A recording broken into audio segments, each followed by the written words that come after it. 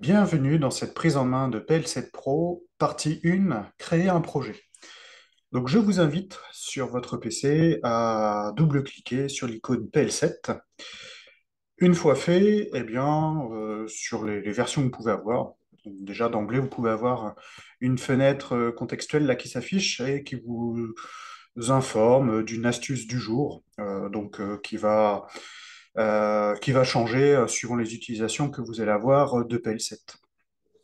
Donc après, vous pouvez la visualiser au démarrage, hein, ou sinon vous décochez et vous faites OK.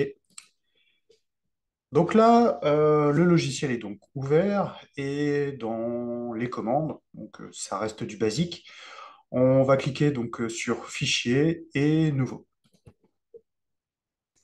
À partir de là, donc vous avez une fenêtre qui apparaît et qui vous permet en fait de choisir sous quelle gamme d'automates vous voulez créer votre programme. Donc nous, on va être sur un TSX Micro, TSX 37 22001. Donc un TSX 37 22, donc c'est celui-ci. Donc ça, c'est la dernière version en date, hein, la V6.4, la version du firmware. Après, il y a possibilité, c'est d'aller sur des versions moins récentes. Donc après, tout dépend voilà, de l'automate que vous avez en face de vous, de l'obsolescence aussi de votre matériel. Donc nous, là, on va rester sur 3722 V6.4. Et ensuite, moi, sur ma maquette, bah, je n'ai aucune carte mémoire. Après, si vous en avez une, bah, vous pouvez choisir entre 32, 64 ou 128 KMO. Donc là, moi, je vais laisser sur aucune. Référence, donc il n'y a rien à saisir. Par contre, bah, pour la suite du projet, eh ben, je vais, par précaution, cocher oui à l'utilisation de Graph7. Donc on va voir sur le type de langage, l'utilisation de ce langage-là. On verra ça bah, sur de prochaines vidéos. Une fois que j'ai coché ceci, eh bien, je fais OK. Et mon projet ici va se créer. Donc là, mon projet est donc créé. Je vais retrouver ici dans le navigateur d'application la structure de mes dossiers, dans lequel je vais retrouver bah, le dossier configuration, le dossier programme, dossier variable et un dossier annexe, hein. On verra toutes ces commandes en temps et en heure. Des outils qui ont été rajoutés ici, donc sur les commandes. Donc on verra ça aussi sur les prochaines vidéos. Et moi, dans un premier temps, ce que je vais faire, bah, c'est enregistrer mon programme. Donc pour ça, je vais faire soit fichier enregistré ou enregistré sous, ou alors la petite disquette, hein, comme là, j'ai rien créé encore. Je peux cliquer directement dessus.